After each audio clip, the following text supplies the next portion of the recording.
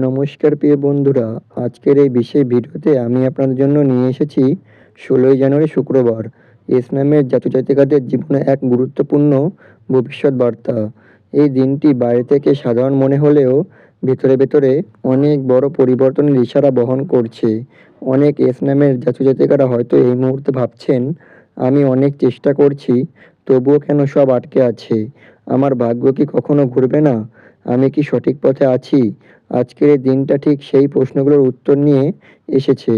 গ্রহ নক্ষত্র বলছে, যেটা এতদিন থেমেছিল সেটা এবার নড়তে শুরু করবে। যেটা এতদিন চোখে পড়েনি সেটা স্পষ্ট হবে। আর যেটা আপনার প্রাপ্য ছিল সেটা পেতে দেরি হলেও বঞ্চিত হবেন না। আজকের দিনটা শুধু সুখবর নয়, সঠিক দিশা দেখানোর দিন। এই ভিডিওতে আমি জানাবো আজ গ্রহের অবস্থান কী বলছে, ইসলামের জাতিকাদের জীবনে কি সুখবর অপেক্ষা করছে, কি করলে ভাগ্য আরও শক্ত হবে, আর কোন ভুলগুলো এড়িয়ে চলা আজ খুবই জরুরি। তাই ভিডিওটি অবশ্যই কিন্তু শেষ পর্যন্ত দেখবেন। ভিডিওটির মূল বিষয় শুরু করার আগেই সকলকে স্বাগত জানাই আমার এই জ্যোতিষ টোটকা ইউটিউব চ্যানেলের একটি নতুন পর্বে। আশা করি ঈশ্বরের কৃপায় সকলেই খুব ভালো আছেন, সুস্থ আছেন। আপনার নামের প্রথম অক্ষর কি এস দিয়ে শুরু? তাহলে কিন্তু অবশ্যই নিজের শুভ নামটি কমেন্টে জানাবেন। এছাড়া আপনার কোনো আত্মীয়স্বজন, বন্ধুবান্ধব, প্রেমিক প্রেমিকারও নাম যদি এস দিয়ে হয়ে থাকে, অবশ্যই কিন্তু তাকে ভিডিওটি শেয়ার করবেন। এছাড়াও আমার ভিডিও যদি আপনাদের ভালো লেগে থাকে, অবশ্যই কিন্তু আমার চ্যানেলটি সাবস্ক্রাইব করে আমার পাশে থাকবেন। আপনাদের ভালোবাসা আমার জন্য একান্তই কাম্য। চলুন বন্ধুরা, বেশি দেরি না করে ভিডিওটির মূল বিষয় নিয়ে আলোচনা করি। প্রথমেই বলবো আজকের দিনের গ্রহের অবস্থান। আজকের দিনে গ্রহগুলির অবস্থান ইসলামের জাতিকাদের জন্য অনেকটাই কিন্তু অনুকূল। আজকে দিনে গ্রহগুলোর অবস্থান খুবই ভালো। প্রথমত সূর্য। সূর্য আজ আত্মবিশ্বাস বাড়াবে। যারা নিজের যোগ্যতা নিয়ে সন্দেহ করছিলেন তারা আজ মনে মনে শক্তি পাবেন। চন্দ্র আজ মনকে নরম করবে। আজ আবেগ বাড়বে, কিন্তু সেই আবেগ থেকেই আসবে ভালো সিদ্ধান্ত। এছাড়া শুক্র। শুক্র সবথেকে গুরুত্বপূর্ণ গ্রহ। প্রেম, সৌন্দর্য, অর্থ, সম্পর্ক, এই চারটি জায়গাতেই উন্নতির যোগ লক্ষ্য করা যাচ্ছে। মঙ্গল সতর্ক করছে, রাগ ও তাড়াহুড়োর ক্ষতি করতে পারে। এছাড়াও বৃহস্পতি আশীর্বাদ দিচ্ছে, যাদের আটকে থাকা কাজ ছিল তাদের জন্য ধীরে ধীরে পথ খুলবে। এবার বলবো আজকের দিনে কী কী সুখবর আপনাদের জন্য অপেক্ষা করছে, মনোযোগ সহকারে শুনুন। প্রিয় ইসলামের জাতিকারা, ১৬ই জানুয়ারি শুক্রবার আপনার জীবনে এমন কিছু সুখবর নিয়ে আসছে পারে যার জন্য আপনি অনেক দিন ধরে অপেক্ষা করছিলেন। এই সুখবরগুলি হঠাৎ আসবে, কিন্তু এর পেছনে আপনার আগের কষ্ট, ধৈর্য আর সহ্য করার শক্তি কাজ করবে। চলুন তাহলে জেনে নিন। প্রথমত আটকে থাকা কাজের বড় সুখবর আসবে। যে কাজটা অনেক দিন ধরে বারবার আটকে যাচ্ছিল, সেটা করেও ফল পাচ্ছিলেন না, আজ সেই কাজ থেকে হালকা হলেও ইতিবাচক খবর আসবে।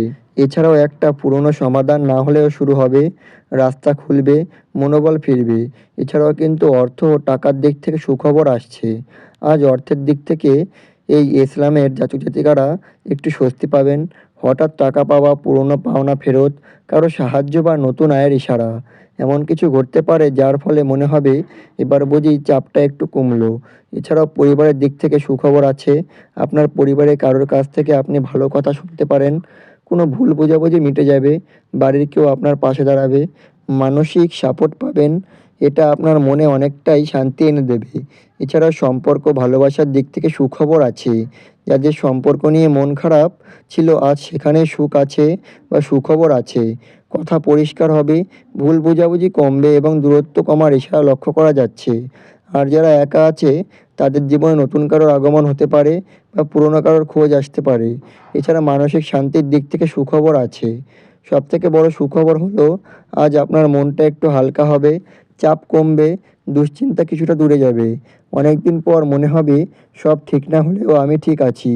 এছাড়াও নিজের ওপর বিশ্বাস ফিরে আসবে বা ফিরে আসার সুখবর লক্ষ্য করা যাচ্ছে। আজ এমন একটা মুহূর্ত আসবে যখন আপনি নিজেই ভাববেন, না আমি পারি, আমি দুর্বল নই, আমি আবার ঘুরে দাঁড়াতে পারবো। এই বিশ্বাসটাই আগামী দিনের সবথেকে বড় সুখবর।